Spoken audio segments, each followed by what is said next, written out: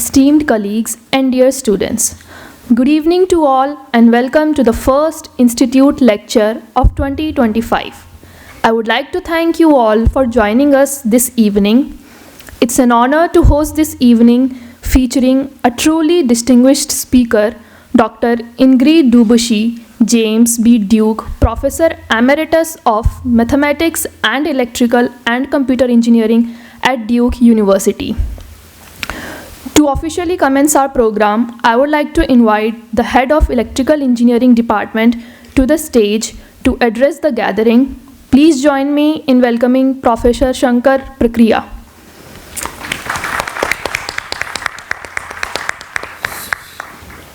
So welcome all of you. Very nice to see a good audience. So it is, we are honored to have with us Dr. Ingrid. She's a legendary figure. All of us have heard of her.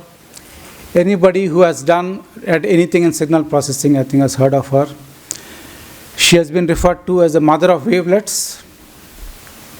The New York Times has referred her as the godmother of digital images. Right? She has contributed to JPEG's 2000 standard. I think all of you have read about her in your textbooks. It's very nice to see her in person and to be inspired by her. We are very fortunate too that this is the first institute lecture that we are having this year. We're starting off in a very good note.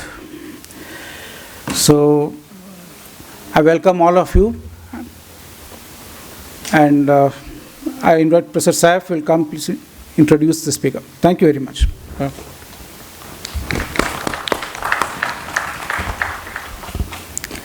Thank you so much for your insightful words. Your support and vision for our academic community truly inspires us all. Now, I would like to invite Professor Saif Khan Mohammed from the Department of Electrical Engineering on the stage to introduce our esteemed speaker, Dr. Ingrid Daubechies. Please join me in welcoming Professor Saif. Thanks a lot. So it's a privilege and an honor for me to introduce somebody as legendary as Ingrid.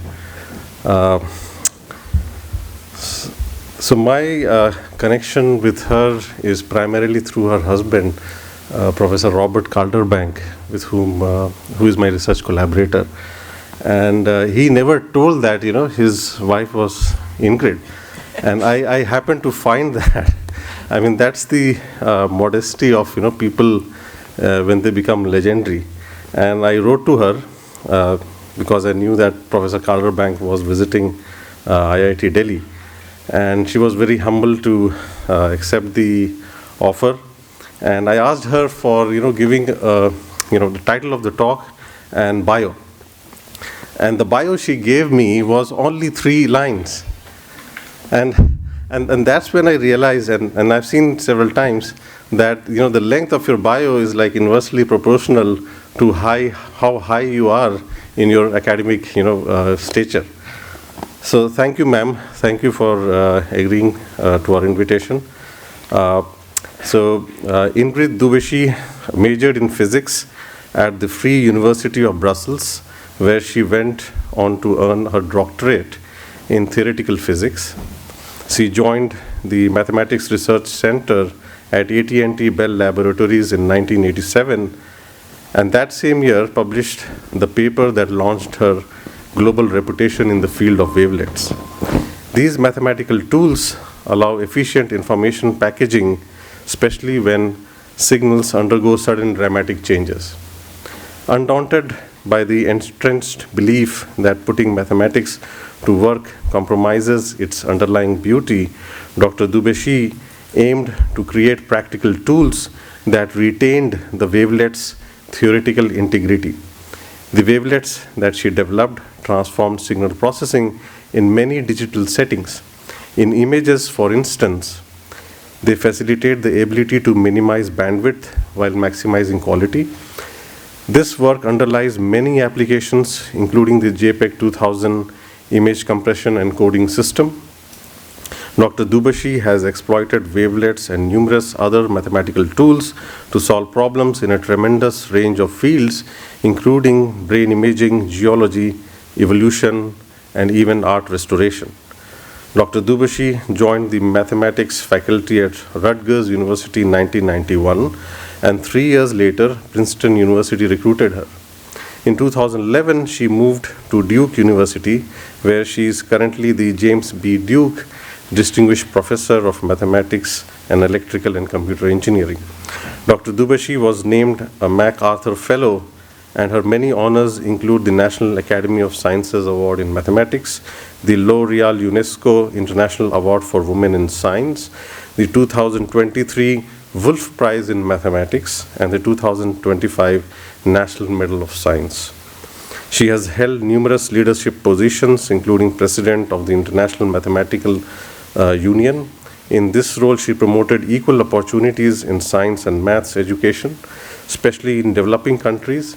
She also co-founded Duke University's summer workshop in mathematics for rising female high school seniors, and she serves on the board of directors of the EDGE Foundation, which aims to increase gender and racial diversity and equity in the mathematics community. Away from academia, Dr. Daubechies teamed up with fiber artist Dominique Herman to create an exhibit called Mathemalchemy. This traveling museum piece aims to convey the beauty and fun of mathematics by celebrating the relationship between maths and art. So with those words, I would like to invite ma'am on stage to deliver the lecture.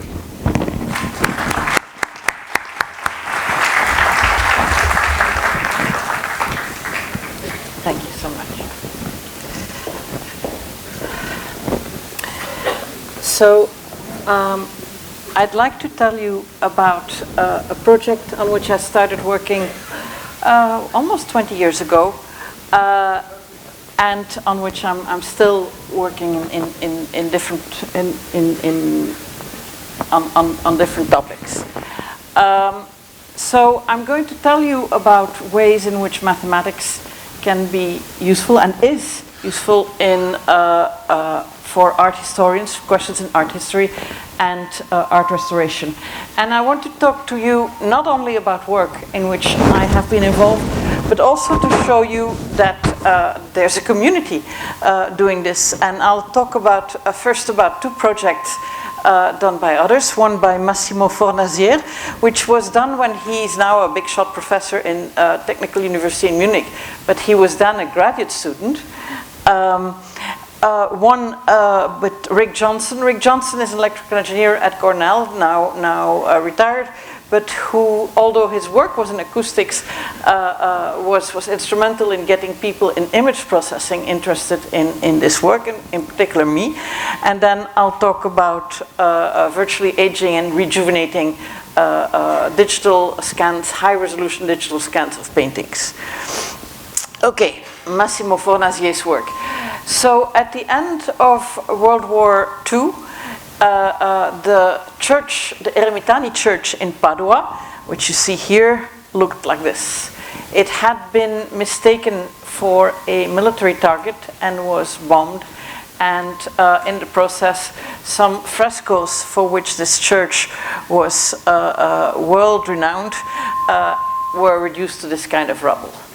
And in fact, in the picture that you see here before, which is just a reconstruction, what they did is they showed, they projected back black and white photographs that they had of the frescoes. The only frescoes that were not destroyed, not reduced to rubble, were two frescoes that had been removed earlier for restoration, and so they were in a lab because they had water damage. But the other ones that were in perfect condition were in this. So every so often, I mean, after the bombardment, this was the end of the war, so very soon after the war was over, on the Italian theater at least, and so conservators gathered all the rubble in big boxes and stored it and hoped that they might be able to do something with it. And every so often they would open the boxes, heave a big sigh and close them again. But by the 1990s, they thought that maybe computational methods had advanced enough that they might help to do something.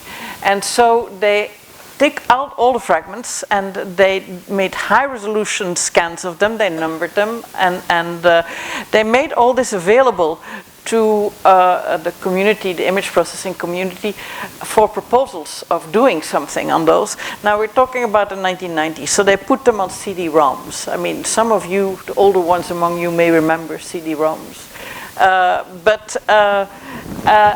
And they asked for, how will we approach this? Because it was not an easy problem. It's like having a jigsaw puzzle, but much, much worse than a jigsaw puzzle. They had over 80,000 fragments that had some content. If there was a uniform color on the fragment, then you didn't know what to do with it. But as soon as there was some design on it, those fragments together made, they were very small, and they made up to less than 80 square meters, but 80 square meters is quite a surface. But that was less than 10% of the full surface. So they had a puzzle of which they only had 10% of the pieces. They had no idea where to put them. And they also didn't know, because they didn't come in the shape of jigsaw puzzle pieces, of which you know how to put them horizontal or vertical. The rotation was also completely unknown. What they had was high-resolution photographs in black and white of the frescoes before the war. And since they knew the measurement exactly, they could correct for the parallax and so on. So they could make, and they made life-size photographs of them. But then they didn't know, 800 square meters. So they asked for proposals, and Massimo Fornazier came up with a proposal that won the competition they had, and that was then used in order to identify where the fragments had to go. So, if they had to find a fast method to identify what was going. I remind you, we're talking late 90s. I mean, when a supercomputer could do less than half your cell phone now. So, digital images are, of course, I probably don't need to tell you this at IIT Delhi, but this is a very general audience talk. And so every pixel has a constant, in a grayscale level, has a constant, very small square with a constant gray value, and typically they're numbered from 0 to 255, so that for 0 for all black, 255 all white, and then you have these 254 different gray levels that go smoothly in between. Now you have all these numbers. So you might think, well, it's easy to recognize, but of course it's not. First of all, because when you rotate things, the numbers look completely different. But even if you scan and you scan again and you have a slight shift in position, then the numbers can look very different. So you can't just say, oh, the numbers are the same as the others, so you have to do something smarter than that. And Massimo suggested that circular harmonics would be used. The reason that circular harmonics provided a good solution is that if you have these functions, of which the real part is plotted here for a certain number of them, you know exactly what happens to them when they rotate. So if you rotate, you know exactly what happens. So the idea is that, first of all, you can decompose, they form bases, you can decompose anything into these circular harmonics. This is an example of using harmonics and adding extra terms in it to build eventually the image at the bottom right. But if you have an image and you decompose it in circular harmonics, which you can always do, then you know that the rotated version of the image over a certain angle will be given by the exact same combination with certain rotation factors that are completely determined by the angle and by the harmonic you're looking at. So you can compute all these rotated versions very easily. And that's what they did.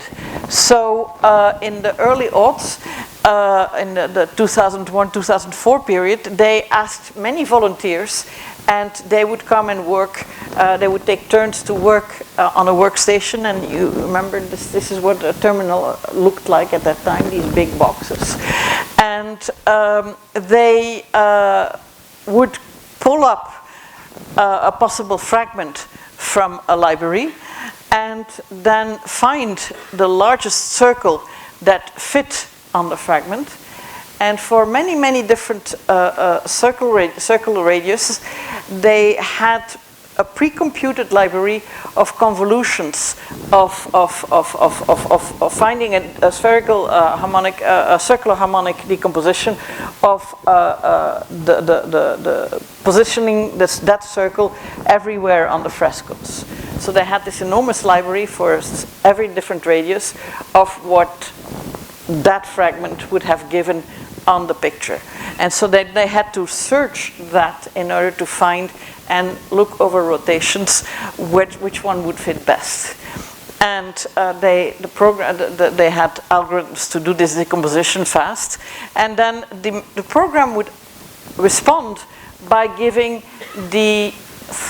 visualizing the three best possible choices it gave, but it would give you a list of more. And in fact, it was a very interesting thing. The art conservators liked the idea that the thing would not just spit out an answer and that was it, but that there was a human deciding, looking at it and deciding, oh, in this case, which happened less than 5% of the cases, it's not the top choice. The second choice is better. So that there's a very important lesson in that, which I have observed many times. First of all, that it's, for many applications, the fact that there's still a human deciding in there is something that is appreciated by people in the field. And second, makes the problem so much easier, because those last few percent you have to work at so much harder. And if that's not even appreciated, why should you do it? So here you see that it was the top choice that made it. And so doing this, they could put their fragments in the right place. So every fragment for which a fit was identified was then, they had these life-size big things printed and they would put the fragment on and it worked. So to give you an example, so here on the right you see every time a little square that's then enlarged. So here you see how beautiful these different fragments that were identified fit. And you might then wonder, what good is this? But this information tells art restorers a lot.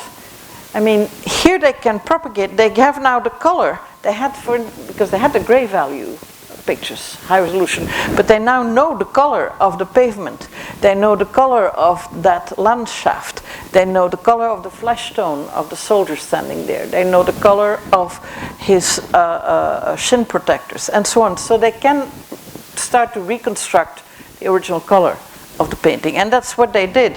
So here is another example. And in the church, what they did is they decided for some of the frescoes to in-paint swaths in pastel, so that you would get an idea of the right color, but you would still see a difference with the original. And others, they would try to give the full reconstruction. Here you see as it was being restored. The interesting thing with that is and that's something that Massimo is working on now, is that, I mean, when art restorers get information about color, they can propagate it by eye and their training, and they know the pigments and so on. But propagation, we can do computationally just as well. And so if you have this information for a painting, you can propagate it slowly and find the full color version. And so Massimo is working on an application so that people would be able to go with their cell phone to the church and see the reconstruction as art restorers have made it, to make you aware of what is real and what is their reconstruction.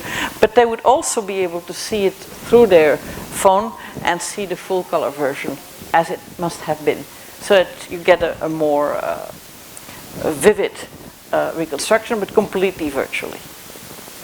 So that's one example where this beautiful, simple idea of circular harmonics really gave a solution to a problem with the limited computational means that they had at that time. Another one, Rick Johnson, and this is actually it shows also serendipity, how when you can do things, all of a sudden other stuff becomes possible that people didn't even realize. Rick Johnson spent a year at the end of the aughts, so I think it was 2008 or so, in Europe, and since he always was very interested in art, he was very happy to get introduced to people behind the scenes at the Van Gogh Museum and to learn about what they were doing. And here you have a painting by Van Gogh. If you take an enlargement of the top and you look at the X-ray, you see it's an X-ray because you see all the nails that fix the canvas to the stretcher. Then you start seeing a weave in there. The Van Gogh Museum was at that time writing a catalogue raisonné of the works by Van Gogh. Van Gogh is a rare artist for which the majority of his works are in fact in one museum. Not the most famous ones, but they have some very famous ones as well, but they have a very large collection of his work. And one of the things that they like to do when you write a catalogue raisonné is that you write all the information that you know that scholarship has gathered about every painting. In particular, one of the things they put is characterizing the canvas on which it was painted. So how many threads per inch and so on. You get that information from the X-ray. I mean, you might say, well, why don't you just turn over the painting and count on the back? For many paintings, because the solvents in paint and in the primer are corrosive over time, the canvas backing of paintings deteriorates.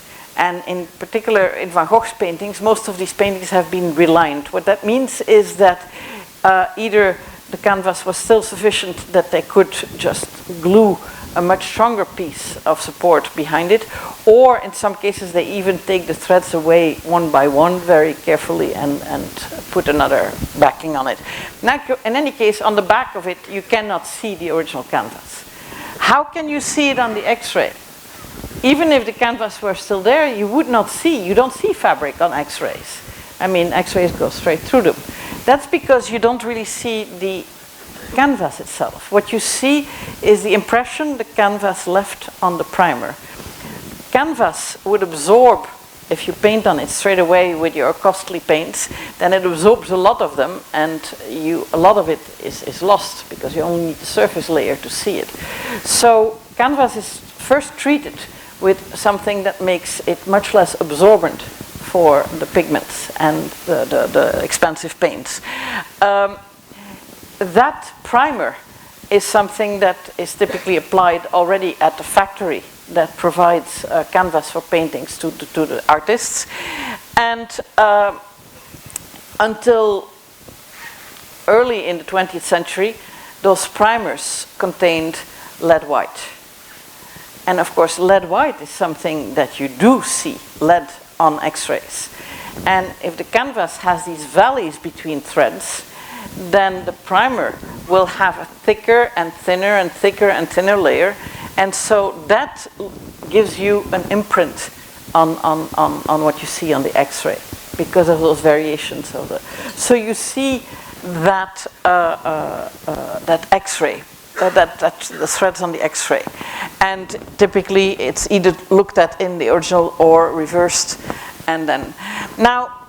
The threads are not completely horizontal and vertical. Of course, they should be in principle.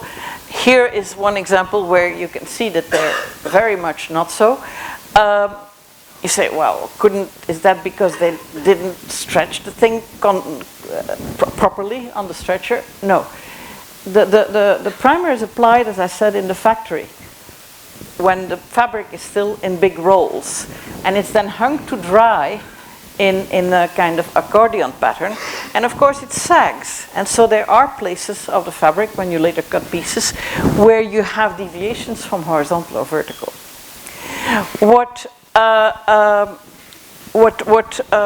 Rick Johnson, when he was described to him by Ella Hendricks, who was an art conservator at the museum, at the Van Gogh Museum, how they counted threads. I mean, they look at it through their microscope and they say they have a little and then they count threads. And of course, it's mind-numbing. I mean, here are these people with PhDs in art history who counting threads through a microscope. And they said, can you help? And of course, I mean, we have fantastic tools to, you do an FFT of a little portion.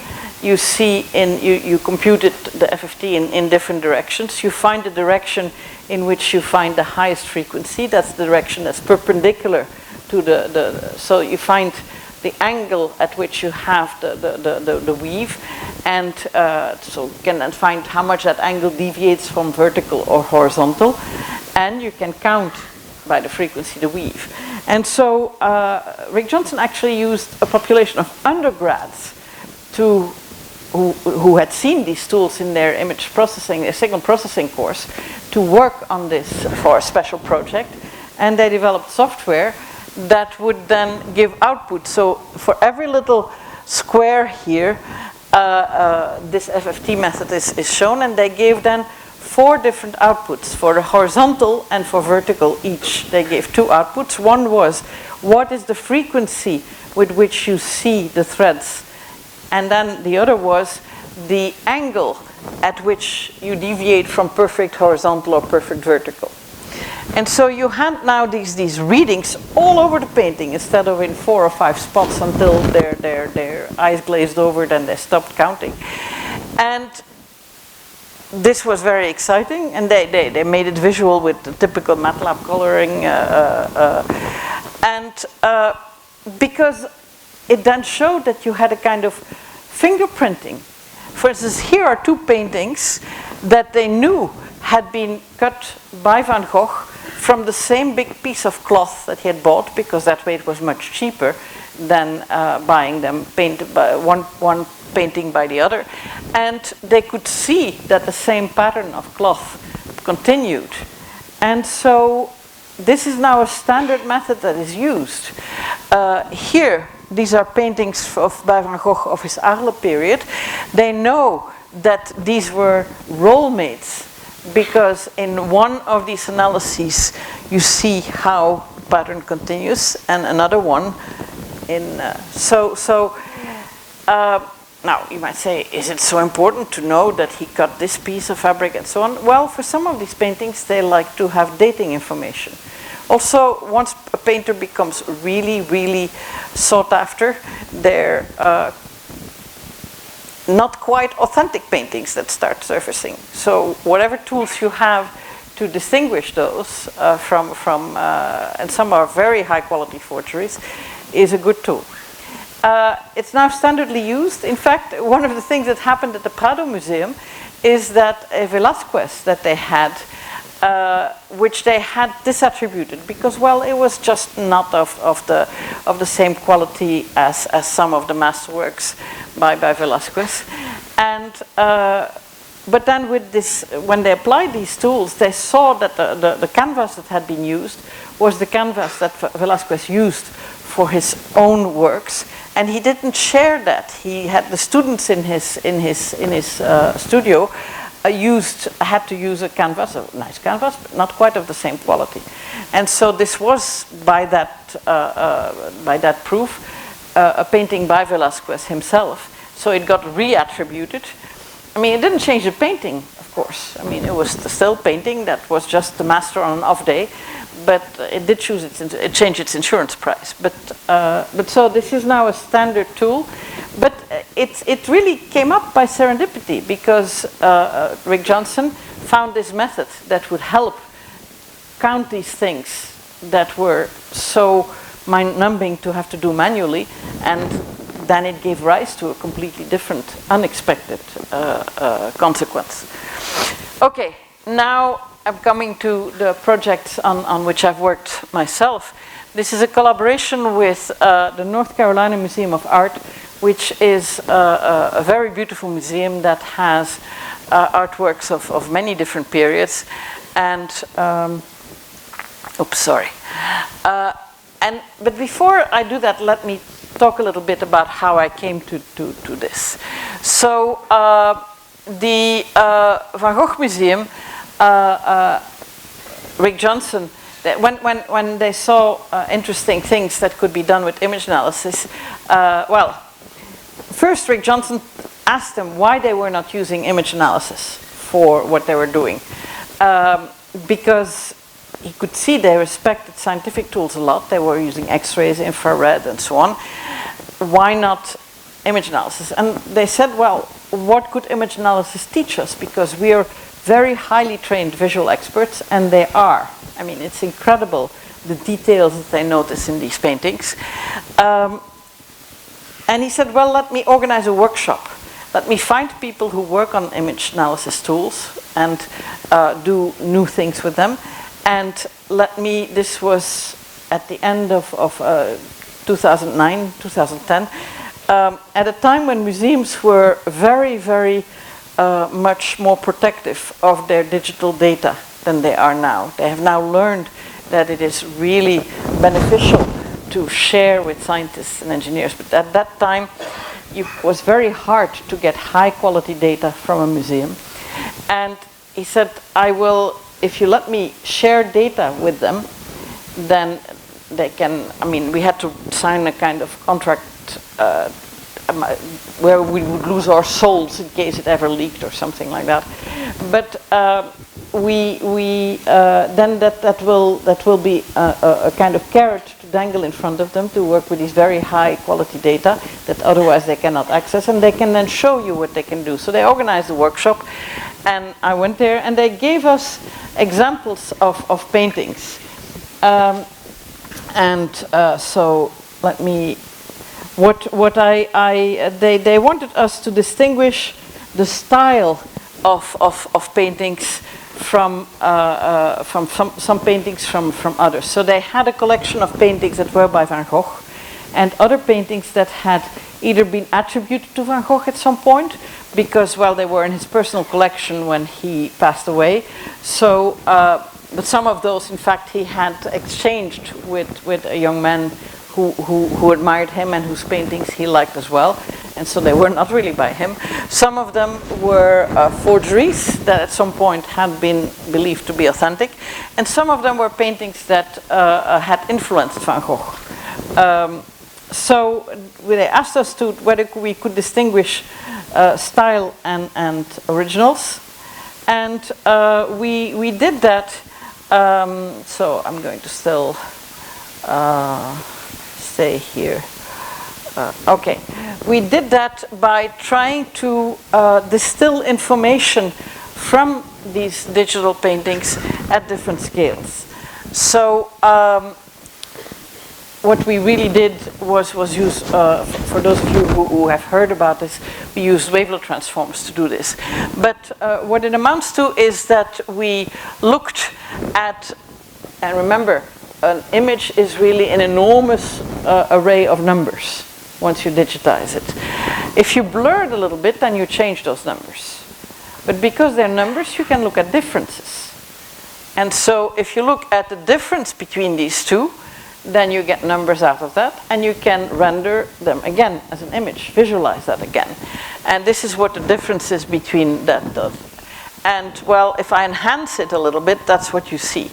So what is now clear is that we have little lines that are shown wherever there was so we have a large difference wherever there was a border, a boundary in the original image. And that's because a boundary is a change between one gray level and another. And if you blur, then that becomes softer. And so you see a difference between the original and that blur. And so that stands out when you compute a difference. So let's look at this when you do it many times. So let's take, you should imagine it over the whole picture at the same time, but if I take a little corner of it here, and I blur that, I can keep doing that, and every time there's a difference. And in the differences, once you start taking differences of numbers between 0 and 255, you can get negative numbers, of course. So the color here is, its false color indicates whether numbers are positive or negative. And so if you look now at these three differences, again, something stands out. There are some things that you find everywhere. That was because there was a sharp edge, and every blurring makes it less sharp, and so you accumulate differences every time. But there are other places. Oops. Sorry. If I look at this place here and I enlarge what I see, then you see that there's something that's starting to emerge at very fine scale differences. It's much more pronounced later, and it fades away. So you have information that exists at many scales. Fine edges exist at all scales. Other informations emerge at certain scales and fade away again. You can look in different directions. And so we used this to make a little feature vector that gave an impression, that summarized in a patch of painting how much information existed or emerged at different scales over in different directions in that patch of painting. So we had these feature vectors for the patches, and we could then look at one painting as its collection of feature vectors, and another painting had its collection of feature vectors. And so we could parlay that into defining a distance between this is one cloud, this is another cloud, and so on. And we use that to define a similarity or dissimilarity between paintings. And we had to visualize that all.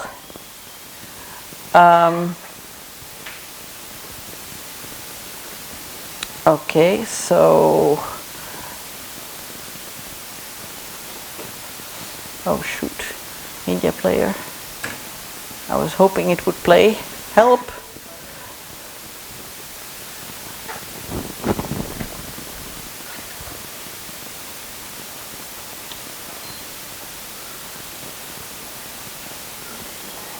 Oh, it doesn't like to open it. Okay, so I'll describe with words. So what we did is we did an MDS scaling on those distances, and we made it a 3D mobile. And we showed that you could, yes? Oh, sorry. On my laptop it plays. So we did it first. Oh, no, that's a different movie. That's for later. It's this one.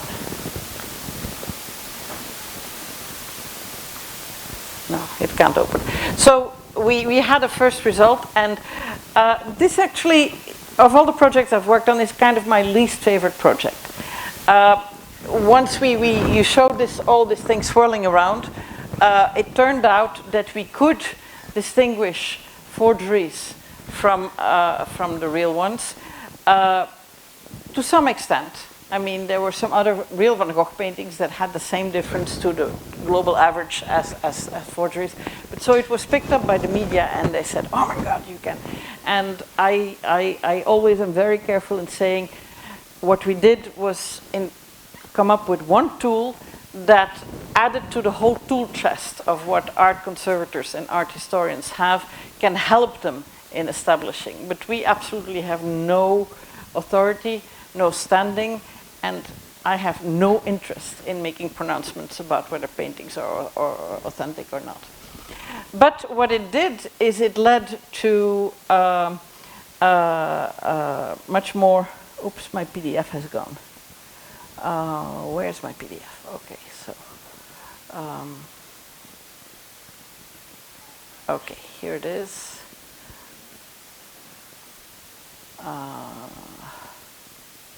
Full screen mode. Well, we're going to race through everything we've done so far. And what it did is it led to more interesting questions. And so when I gave a talk about it, somebody asked me, I said, look, if you can do this, maybe you can help me with this problem. And so that's how we got to much more interesting problems. And that's what I call the project Lady 6 Millimeters Under, which is again about a Van Gogh painting. And it's a name I did because there is this television show, 6 Feet Under, and art historians hate it when I talk about Lady 6mm Under, but it's about a painting that is underneath another Van Gogh painting. So this painting, which is a study of grass, of blooming grass of the Van Gogh period, has another painting underneath. And that was well known. On this X-ray, for instance, people could see that there was a portrait underneath, and that portrait was recognizable as probably a portrait of a peasant from his Noonan period. So prior to going to Paris, where he painted that study of grass, Van Gogh had lived with his parents, and after having tried other professions, had decided that he was going to concentrate on painting, and made many portraits of peasants in a very poor village, where they had very small houses with very small windows, and he was trying to render an impression of color with a very dark palette and with little light, and trying to see how he could do that. And there's one painting, I mean, Vincent van Gogh, his whole life, had a continuous correspondence with his brother Theo van Gogh. They were very close, and that whole correspondence has been preserved. And so there's a letter from Van Gogh Vincent in the Netherlands to his brother in Paris, where he says, I have been doing this experiment of trying to render color with a very dark palette, and there's this one painting in which I feel I particularly well succeeded. I'm sending it to you with this letter. We have the letter, but not the painting. So they believed that this might be that painting. Because after all, when Vincent van Gogh went to Paris, he met the Impressionists. He completely changed his style. And so a painting that he valued from the earlier period might no longer be of interest to him. So it's not so unlikely. And in fact, it's for poor artists, it's quite common to reuse canvas. Canvas wasn't cheap, and they felt, not for the masterpieces, but for studies, that they felt they had learned from this study what they wanted. They would put a new white over it and use the canvas again. So they believed, so that's one reason why people were really interested in getting more information underneath. And what Joris Dick and Koen Janssen, who are material scientists, did was they had proposed a new method, X-ray fluorescence, in order to analyze things underneath. And they had come up with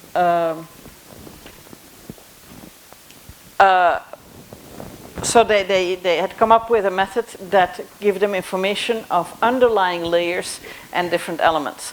So with X-ray fluorescence, you use a high energy X-ray beam to very locally excite, ionize elements, which then the electrons fall back in two steps. And the second step, between two bound energy levels of the atom, is characteristic for the atom that you're looking at. So that fluorescence wavelength gives you. And so you can then identify 4 different wavelengths what element you're looking at. And here is, for instance, what they got for wavelength of asbestos, which was part of the red that Van Gogh was using, and in molybdenum, which was part of his Naples yellow. And so the red, indeed, you see is more pronounced around the lips. The molybdenum was the only light color, Naples yellow, that he was having on his palette, so it gives you a good idea of luminescence for that particular image. And he said, well, we kind of colorized it by hand, and we then made this thing, and it made a big splash at the time. It was on the front page of some journals and in analytic chemistry. And he says, but maybe you guys can do better. And he very generally shared the data with us. And the first thing we saw was that they were these very, very weird zigzag things. And I said, Joris, we find this in this data cube. What is this? He says, He says, well, the X-ray source that we used was in Rotterdam, in a teaching hospital. We had gotten permission to move this painting to there. And it was an X-ray beam that really, its day job in a hospital was to make short-lived radioactive elements for medical tests. And often, since these machines are expensive, they're built in such a way that that when they're not used for their day job, the beam is directed to a place where physicists can use it for experiments, and they help pay the bills for the machine. And so they had rented space in that, and they had put the painting there. Now, the beam goes in one direction. You don't move that beam. So the painting was on a sled that had to be moved. But whenever the beam went back to doing its medical job, it had to stop and then start up again and so on. They had made a mistake in the synchronization of that. And so what happened is, since the scanning went zigzag like that, was they had these zigzag artifacts, and they had no idea where exactly it happened. They knew that in every line you could make a model of how many it was likely that breaks there had been. You could make. So the first thing we had to do was make a nice Bayesian analysis of finding where the breaks likely were and correcting for them.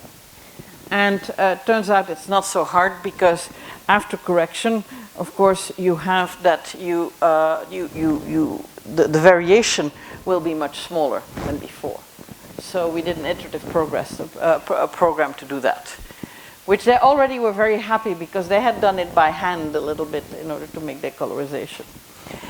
Next, we wanted to, what is these dark spots come from the impasto of the painting. Van Gogh painted the study of the grass with big impasto, so these were big clods of paints that the X-ray had not penetrated for the fluorescence, so you had no information. But it's a painting. I mean, you have a brushstroke before and after. You know, you can infer. I mean, much more than with the natural images. And for natural images, we can already do a good job. So we masked it, and we in-painted. And there were some where it was very streaky, so we used a slightly different algorithm to in-paint those. And what remained then was that one eye wasn't very nice. And we asked art restorers, and they said, oh, if we have paint losses in one eye, we use the other eye as a model. I said, well, we can do that. So we in-painted those. And we could do that systematically in all the different layers together. And so the in-painting process was very nice and gradual. And so we now had to colorize. Now, it turned out that the X-ray fluorescence cube did not give us all the information we needed to do that, because we didn't have the earth colors, we didn't have anything for the blues. But we then made an interesting observation. We said, if we take other paintings by Van Gogh from that same period, this is one with very little contrast and one with some of the highest contrast we found. Then if you actually look at a different representation of that, than RGB. Here we look at chromance and luminance, and then if you take away, you see those very dark violet and so on come from where things are dark, because if it's very dark brown or violet or dark, I mean, all looks like black to us. So if we take those away, then it turns out that these images have a similarity between them that Van Gogh himself probably was not aware of. But since that regularity exists there, we can use it to help infer from the information we had, information that we were missing. And when we did that, we got to this version of the lady, 6 millimeters under. So we went from the thing on the left to the thing on the right. And so we were very happy about that. And so when I gave a talk about that, it led to more projects and so on. So one project that I was very happy about was a project that led to an exhibit at the North Carolina Museum of Art, which was called Reunited. And let me tell you about that story. The North Carolina Museum of Art has of an altarpiece from the 14th century by a not very famous artist at all, Franciscuccio Gissi, these 3 panels. And they knew it was a 4th panel of the same altarpiece was in the Portland Museum, because the 4 had been acquired by the same collector at the same time. But the conservator the curator actually, found that there were other paintings that had characteristics that made it clear that they were from that same altarpiece, and indeed experts agreed, and indeed these are on wood panel. When photographs were taken of the back of the panel, they could see that the wood grain continued and so on. So there were 3 panels at the Metropolitan Museum of Art and 1 at the Art Institute in Chicago that together formed this panel, together with a missing panel here. And once the curator had discovered this and published that result and so on, his dream was to have an exhibit where he would bring them all together. And the other museums, because, well, Chicago, Portland, New York, it's all within the US. Crossing borders with art is really hard. But this was all within the same country. So, but the other museums were not that interested because they said, well, you still have a missing panel.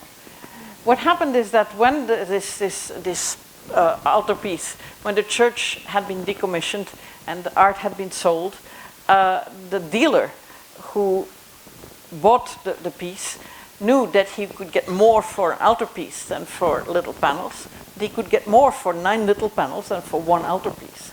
And so, as is often the case, he split it in different pieces. He sawed it literally with a saw into pieces because it was all 1 plank. And one of them has gotten lost. I mean, we have no idea where it is. But it might be possible to, and that's what David Steele, the curator, then said, to maybe reconstruct it. I introduced him to Charlotte Kaspers, who's a wonderful artist in her own right, but she was trained as an art conservator, and here you see her actually working in Maastricht on a painting by Hieronymus Bosch. And so she does not copies of paintings, she calls them reconstructions because she uses the same pigments, the same techniques as the original painters. So even if it takes much longer. So, they commissioned her to recreate the missing panel. Now it's one thing to recreate a panel of which you have the original right there. And why would museums ask for panels like that? Well, for instance, because the one that Charlotte reconstructed is something that they can let children look at more closely than the priceless original. I mean, there are many reasons. But okay, so, but it's one thing to reconstruct one that you have there, and another to reconstruct something of which you don't have any idea. It turns out that the altarpiece, however, as is often the case, tells a story. The small panels tell the story of the life of a saint. And I went to the National Museum here in Delhi 2 days ago, and I've seen that you have also many friezes where stories of the life of Buddha, for instance, or of one of the great mythical poems are reconstructed. So that happened here. And so they knew, not only did it show the life of John the Evangelist, but it followed it exactly as described in a medieval book, the Golden Legend, I mean, you know, these medieval handwritten books, they often sometimes only have fragments. This is one of which they have hundreds of copies. It must have been a real bestseller in the Middle Ages. So they knew exactly what the missing scene was, and they could then reconstruct that scene. It was the baptism of a heathen who had finally been convinced for the truth, the gospel truth. And what Charlotte and together with the curator did was make a composition that borrowed pictorial elements from the others, so that it would not, they know that if ever this missing panel is found, it will look different. Of course it will, I mean. But they made something that would not have surprised if it had taken the place of the real panel. And here you see her recreating that missing panel. Since she took elements that were borrowed from the other paintings, you see her next to, she has the original 8th panel because she copied the robe of John for this new 9th panel. And so she had this final object. This was a documentary was made of how she made it. In fact, the longest phase in making it was preparing the piece of wood. That took 6 months to follow the stages of how it was done in the 14th century. But in any case, they have this beautiful thing. The colors are lively and fresh, and the gold is gleaming. The punch marks, I'll come back to punch marks a little later, show beautifully. And then they realized that they could not possibly, in the exhibit, put it together with the others, because everybody would have eyes only for this shiny, new, wonderful thing. I would be the only one that was not authentic. And they said, well, what are we going to put next to it? And then I have a saying, mathematics can help. Mathematics could help. Mathematics and signal processing. What we did was we took a very high resolution scan of the original and we virtually aged it. And that was then done. And this was put next to the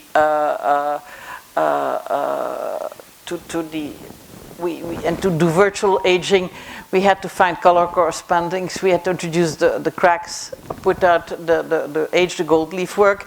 And in this photograph, in fact, you see a higher difference between the 9th panel and the others, because I only saw it afterwards, because of the lights that the reflection of the lights that the photographer used had a different quality on that paper. But in the ambient light of the exhibit, in fact, you didn't see a difference. It's only when you looked really closely that you saw it was a printout on paper and not a true painting. So it gave a real impression of what the painting must have looked like, which was the goal.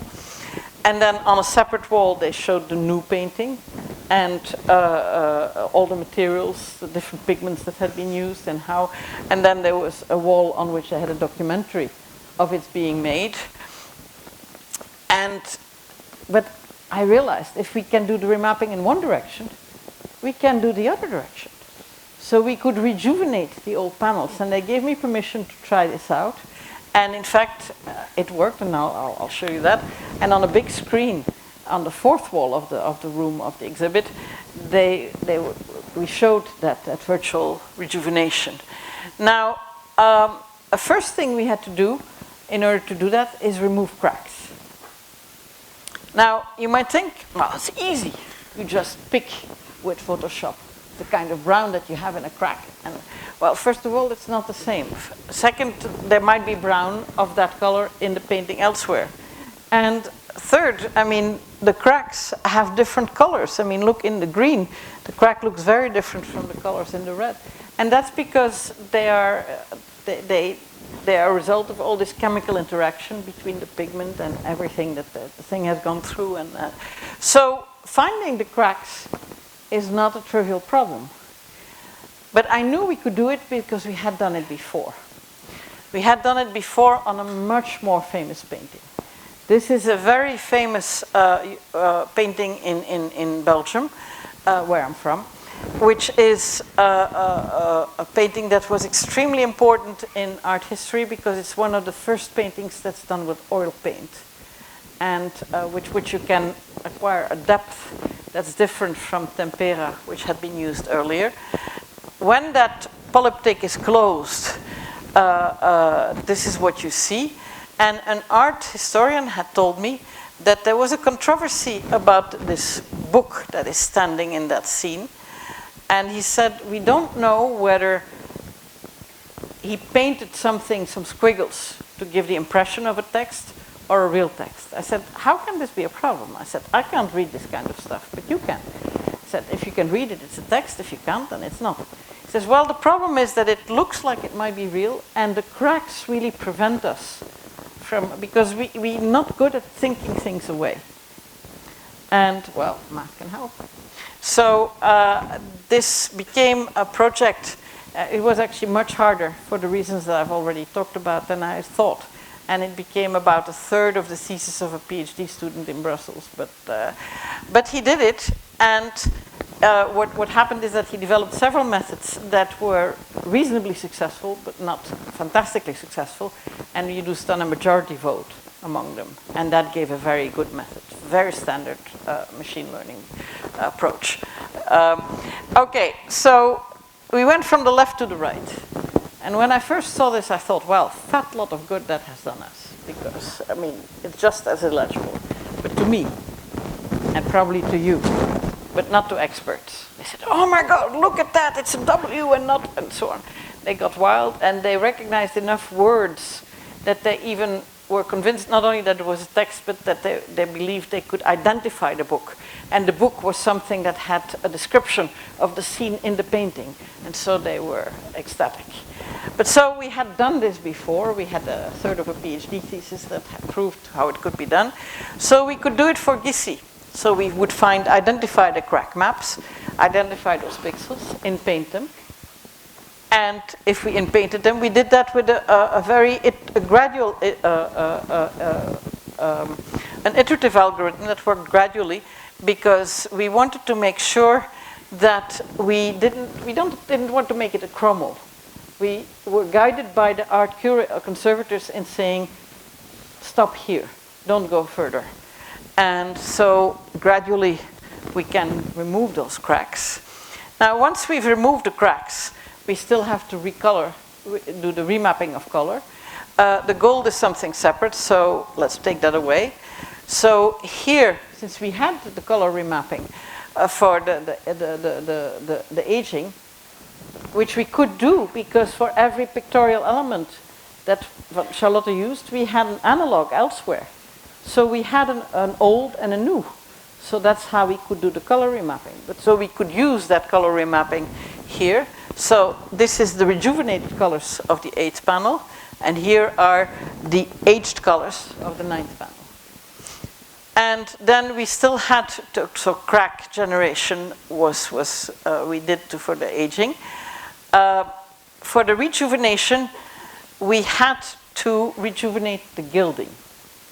These paintings had a gold background. I mean, a lot of preparation of the panel, I told you it took 6 months, was to get an extremely smooth surface on which you could then do gilding. You could lay down a clay layer and then sheets of gold that you could polish. So it was smooth as a mirror.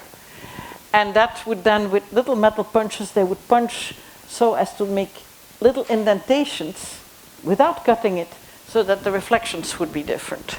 So you see them here in the aureola around the saint's head.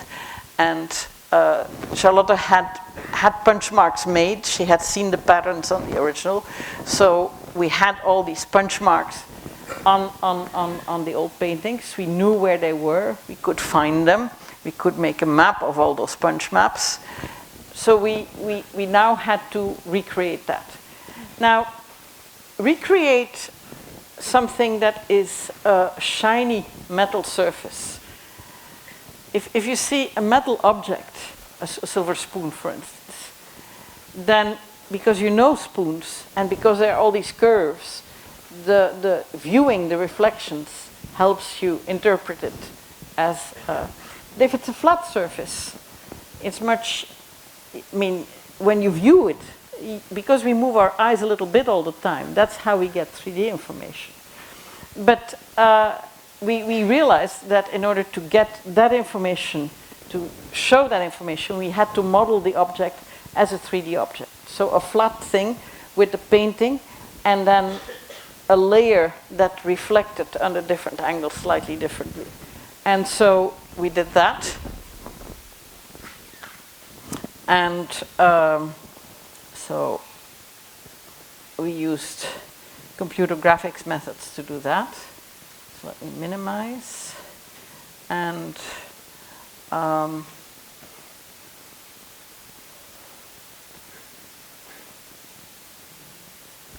can you do your magic, please? So this was then what we showed on the last wall. This was a rejuvenation of the painting. And now this again was done by a team of undergrads. If you tell me you can give a better reflection, first of all, this was done 8 years ago, and undergrads. I mean, so yes, I know it can be done better. But what was wonderful was that it really gave such a much better and vivid impression of what the painting must have looked like. We had this on a big screen. And then we had small screens, small iPad screens, on which there were interviews with the students who had done it. who explained how exciting it had been for them and what they had done and the exhibit at the museum attracted a huge crowd. I mean, first they had thought this would only be for some experts, but people liked the exhibit so much that, and guides to the museum would take their guests if they had 10 minutes over to take it. And kids liked it because they were always playing on their computers, and here was something that playing on computers had made possible by students not much older than them. So it made the exhibit a very, very big success, and it was a very interesting experience for us. I am now working with, so we have the whole workflow to trying to make it, and we want to write it in Python also instead of MATLAB, because museums are not going to acquire MATLAB. I mean, however much we may like it, they won't. And so we want it to make a tool that volunteers can acquire and then work with museums that in order to do the right correspondences and so on, so that ultimately there would be a rejuvenation that people can look at in the museum by looking at a QR code next to the original artwork. But that's work in progress, and that's not done yet. But I probably have gone over time already, so let me stop here, and thank you.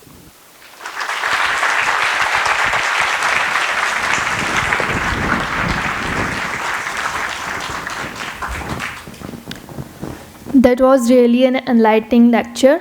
Thank you very much, Dr. Ingrid, for your insights. Now we would like to open the floor for questions.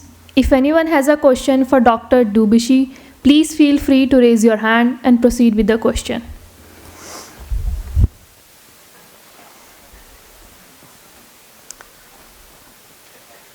No hands yet.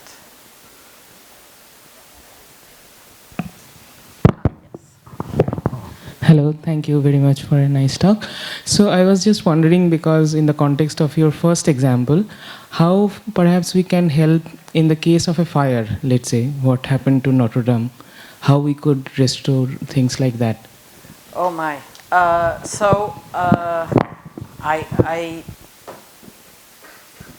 Well, I've read about the restoration of Notre Dame, and I think in that case, the art they had was well, yeah, I don't actually know how much of the art was lost at Notre Dame. I've read a lot about the reconstruction of the structure, but again, I think if things were completely destroyed, a virtual version can help. But I don't really have an answer to your question. In the case of what Massimo did, they had all this physical rubble, and they wanted to be able to show how it was organized in the full painting, and then give some impression of what it must have looked like. I believe that as methods of doing this get better, it will also change the practice of art restoration.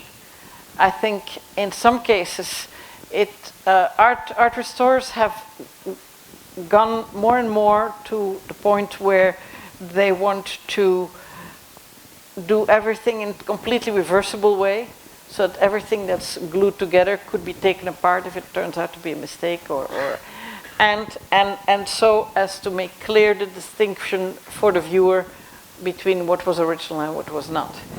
That's a departure with what people did even half a century ago. So in some cases, I think if a real good virtual restoration is possible, it might be that they prefer not to tinker with the physical object and work on a virtual one. So in that way, the expertise that people who work on data and signal processing and image processing could help in when they want to make different choices. So I think that's a possible path. Or projections could be made with light, which is already happening in some musea, on the object, rather than doing something physical to the object. It's not really a good answer, but... Hi. Thank you for the talk. I have one question. So for example, the work that you showed over here, especially the restoration part, that was very interesting. But how effective are these techniques if you're trying to look for damages behind the surface or subsurface damages? Yes. Okay, so, and there's a lot of work on X-rays, infrared, also X-ray fluorescence, also exploration with laser help in finding the condition of the substrate of the support of the artwork, the below, the canvas, the wood plank, and so on. And that's conservators are very, very interested in that. And I have done work on projects related to that, about which I didn't talk. But one talking about questions that are completely different than what you would normally encounter. One project we did was in X-rays of if something is painted on both sides. You might say, well, when do they do that? Well, with polyptychs, they have wooden planks that are painted on both sides. And when they use X-rays in order to look at the substrate, in order to find how things and so on, or how well things are conserved, or to find more about the history of the painting and overpaintings later and so on, you get the X-ray of both sides at the same time, because that's what X-rays do. And because we're very bad at separating these things, art conservators typically find it impossible to separate them and to see what pertains to each side of the plank. So that's an image processing problem. You have both visuals, you have an X-ray of the combined thing. How do you separate the X-ray?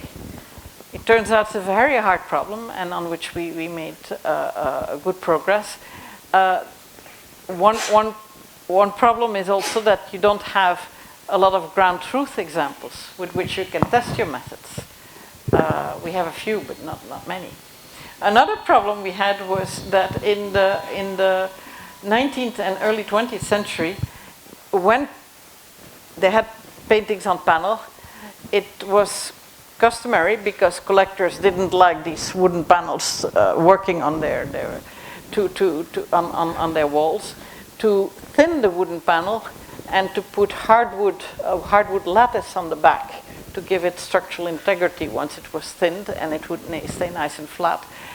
That was before they realized that X-rays could give them so much information. When they X-rayed those paintings, all you see is that lattice of hardwood. So the very subtle differences that they wanted to see, they couldn't.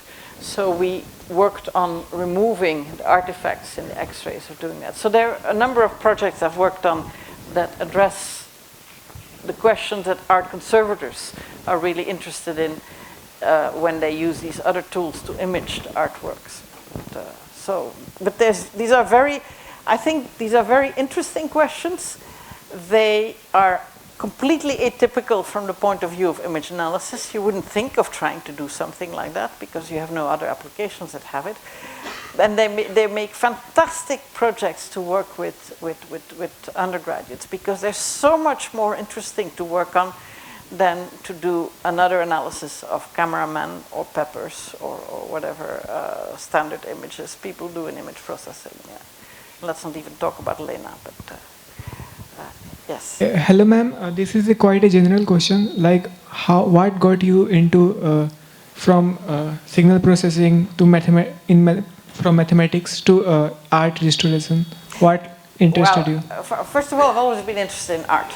But, and I always believe that mathematics can have so many applications, so many different directions. In mathematics, originally I worked in mathematical physics, which in particular on techniques that have to do with the correspondence between quantum mechanics and classical mechanics. And in doing that, you use a lot of properties of the Fourier transform and the uncertainty principle and so on. And many of these aspects, these mathematical aspects that I've become familiar with and an expert at, are things that you also find in signal processing, because you there are interested in things that happen in time and in frequency. So the mathematics was sufficiently similar that I could take knowledge that I had and apply it in this other domain. But I also had a completely different slant on things. From this physics background, I liked thinking about position and momentum as a phase space, so something you like to look at together rather than one or the other. And that was not at the time something that was done in electrical engineering. You did one or the other. And so I had this different way of looking at it that helped me approach problems in a different way. And so that gave me a way into signal analysis. And then I got interested in other questions and so on. I like talking with people who know things I don't know, because then I learn things. I like learning things. Actually, that's what I find the most interesting thing in life, is learning things. And so I listen to them, and then when they have problems and I can see how it might be related to something mathematical, I say, wow, so maybe I could do this. If I could do this, would that be of interest to you? And usually it's not, but sometimes it is. And I mean, that's how things then process. Yes? Thank you for a wonderful talk. Hello. One of the questions I want to ask you is, when you're doing this work, do you ever find that the XY scanning, the pixel grid, is somehow not fully efficient? Maybe the pixel should be arranged in some other way or something? Well, I don't know. It depends. So there are people who have done analysis in which they don't do characterization of pixel by XY, scan them in different orders and so on. I'm not sure how, so people have tried piano curves, for instance, to scan. Not sure how. Yes, you can have some gains. Partly because our representation, once you do it for instance, in MATLAB, you're constantly rearranging things into vectors because you can then do linear algebra. But that's just a computational way of storing things. So I don't see any reason beyond that. I think it starts playing a bigger role once you think about quantizing images or half-toning problems. Then it becomes really important. But so I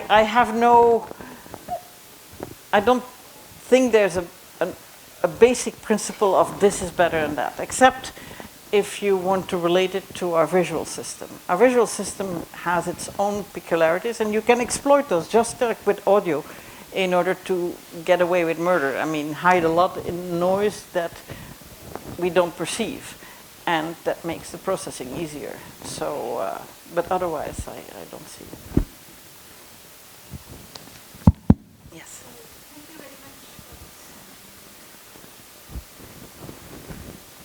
Thank you very much for this talk, and this was really very, very interesting.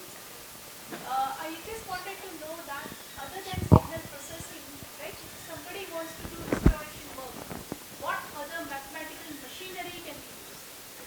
Restoration. If you want to do restoration work, what other mathematics? I don't know. I start usually from looking at the problem and what questions there are. So for instance, Rick Johnson had this problem when they said, look, we want to do the thread counting, and then he thought of ways he could use techniques that he knew, FFTs and so on, to. But the problem typically dictates what kind of mathematics you have to use. And different problems may require different mathematics. I work in most of the work I've done is based on functional analysis and harmonic analysis. And I'm now also working on a project with biologists where it turns out that I have to use completely different techniques, differential geometry, which had been, I don't know, half a century ago that I last saw. I mean, so I had to relearn the stuff, and so the problem dictates but sometimes also you can then see links with other fields that it's usually when things come together, when there's a fertilization between one domain and another domain, that's always very exciting. And so that's also what excites me. But I don't have a catalog of things, these and these and these things. One has to learn before one can be useful. When my graduate students would ask me, there's this professor who's visiting the campus and there will be this special course about, I don't know, the topology of three-dimensional manifolds, which is not something I work on. So can we go? I said, if you have time and appetite, you should. Because I have never found any piece of mathematics that's not useful. I mean, so whatever you can learn is useful and important and so on. Of course, not everything is to your own personal taste. So, and then it's hard to learn it. But, so. Frankly, my question was directed to that only because we have a lot of students over here. And what kind of mathematics should they concentrate on? Because this is like we usually try to hide away from very good mathematics. Well, so things that I'm using is linear algebra, numerical analysis, fast methods of computation, ways of compressing data, understanding of functional analysis. I mean, so as I said, I cannot think of a single piece of mathematics that I have not found useful. So.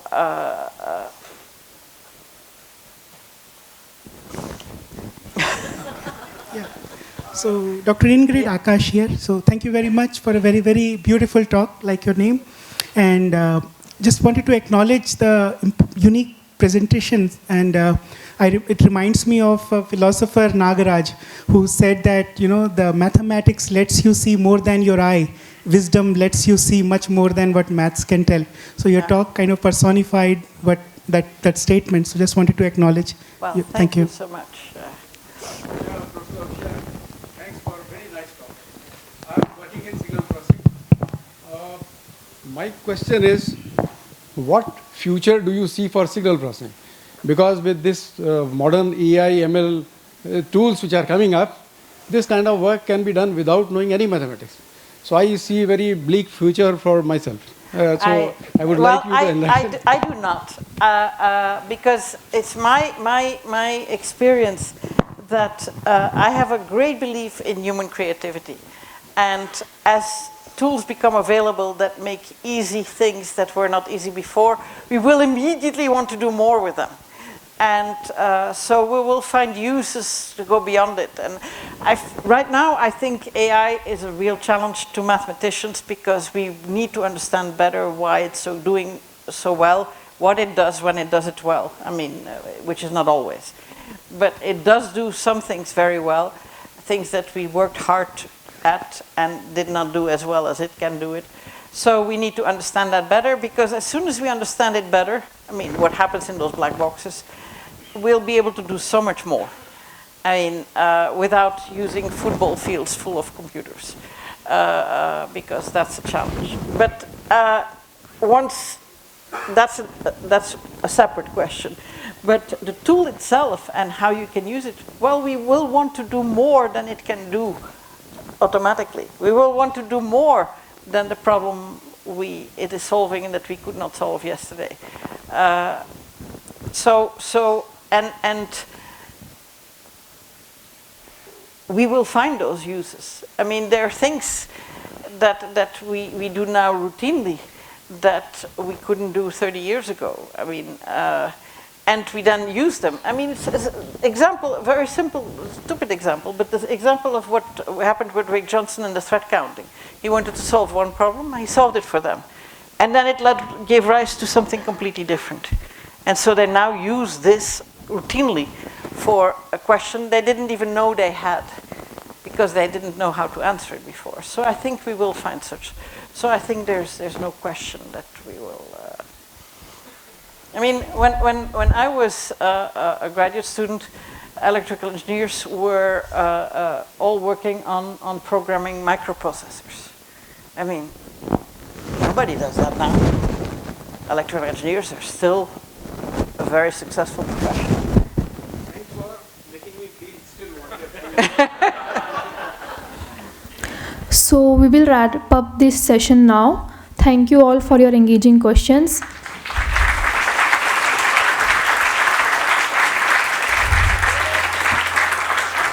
It has been a wonderful discussion. I now would like to invite our Dean of Academics, Professor Narayan D. Kurur, on stage to present a memento to Dr. Ingrid Daubechies as a token of our appreciation for her visit and her invaluable insights through the talk.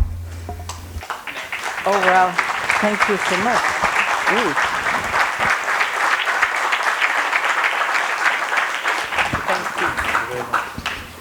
Professor Kurur, I request you to deliver the vote of thanks. I'll keep it short. Thank you, Professor Daubechies, for accepting our invitation and for a wonderful talk. There's a challenge for all of us. This is the first institute lecture of the year and for the semester. I hope this response we can sustain for the rest of the semester and the year. So that's a challenge to all of us. I'd like to thank SAF and Electrical Engineering for inviting Professor Daubechies for this institute lecture. And thank you all for coming. Thank you.